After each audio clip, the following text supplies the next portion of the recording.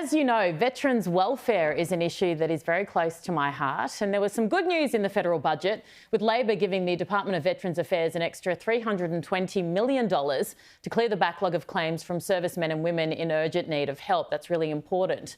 One of the greatest challenges vets face is the transition from military to civilian life. You think about what they do in their day-to-day job as, say, a soldier or like SAS, in a war zone, and then compare that to a 9-to-5 office job, it's significant. So I wanted to talk about that and highlight the incredible attributes our former Defence Force members have that would be hugely beneficial in the civilian sector. And joining me now to discuss is Section Commander and Instructor Matthew Bennett, who served both overseas and domestically on multiple deployments, and he's still a reservist. Thank you so much for coming on, Matt. And Kelly Hopkins, Director at Defence at Hayes. Both of you, thank you so much for joining me. Thank you for having us. Thanks for having us, Erin. Matt, tell me first of all about your service and your transition back to ordinary life, if you call it that. So my service was 20 years, full-time Army. I transitioned out at the end of 2021 into a project management role, still being close to the defence world, being in the defence estate. It was something that I actively looked at transitioning about a year out from my separation from Army. And that's, I think, what got me into this new role.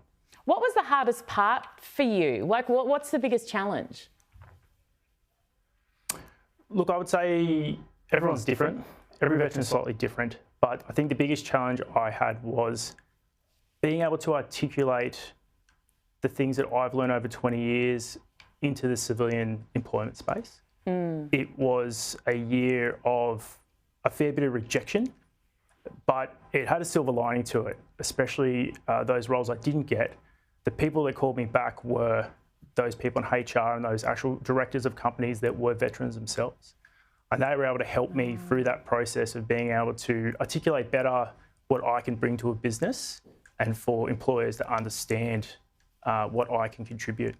That's really fascinating, because when I think about it, and I guess I've lived in this world for so long, but leadership, hard work, discipline, these are all things that if I was a boss running a big company that I'd kill for. Kelly, you obviously know this. What is the process of getting veterans with essential military skills into jobs? I think the main thing is we're really looking at educating employers and ourselves on looking at capability as opposed to how we've been doing things before.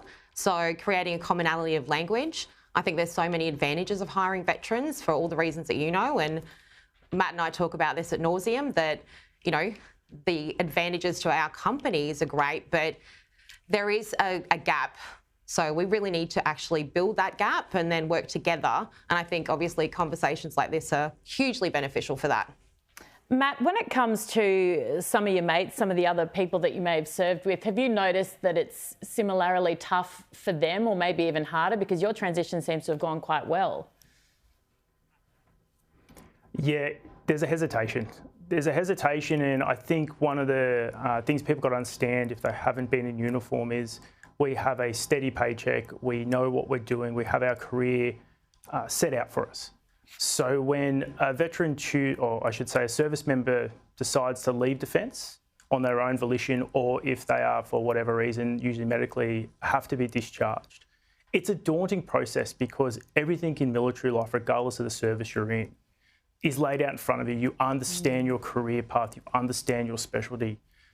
And then we live in a world of acronyms and a certain vernacular when you now are thrust sometimes into an environment where you don't understand the process, you don't understand the verbiage.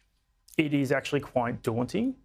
And one of the key drivers, I think, that actually gets a positive result is servicemen and women are taught that it's okay to fail as long as you continue on. Yes. And that's what happened to me. Many interviews, not successful.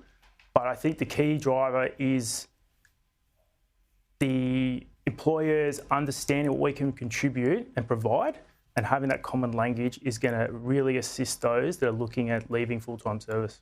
I think that's so powerful what you say about failing as well, because we fear it so much as a society, as individuals. I did for years and years, and then the more I failed, the more I realised actually there's a lesson in all of it, and it's not terminal, essentially. I guess in the military, in a war zone, failure can be very different to in a civilian workplace. Kelly, what kind of support is there? Like, you've got something that can help vets communicate. You talk about that issue with communication and I guess selling the skills and the assets. Absolutely. Well, I think we've been really lucky, particularly with the veteran community. When you're a veteran spouse or a veteran or a family member, the community rallies around you. We've set up networking groups for a soft landing so veterans can come in. Sandy Taylor, who's a veteran, created defence industry networking for that premise, where veterans can come in, speak to other veterans and employers. RSL Queensland, the employment program run by Tegan Crump in Brisbane, is one of the best resources I've ever seen in helping and transitioning people and giving really tangible and tactical advice. I think the biggest thing that, you know, we say all the time is it doesn't harm or it's not hurtful to have a conversation. I think we've lost the ability to talk to our veterans, ask them what they're doing, and I think that's the greatest thing that we need to do moving forward, because we are all a community and we've just been really lucky to all been welcomed into it, and I think veterans are doing the best job because they are supporting each other. Quick question without notice, Matt. We'll probably need to follow suit. No, absolutely. I'm running out of time. But I just wanted to ask you, Matt, really quickly, the negative publicity around at the moment with issues with servicemen overseas in the SAS, has that hurt the veteran community? I think that it has led to a misconception of veterans and service people. I believe that it has tarnished some, but I think in a greater context, it makes people question everybody in the services, and it's a small minority, and even that is still ongoing. I think the key to understand is that deployment is only one small component of a soldier, sailor's, airman's life. There's everything else that they do in barracks and overseas that contributes so much more than those small instances. Yep, brilliant. Thank you so much, both of you. Kelly Hopkins and Matthew Bennett, really appreciate your time.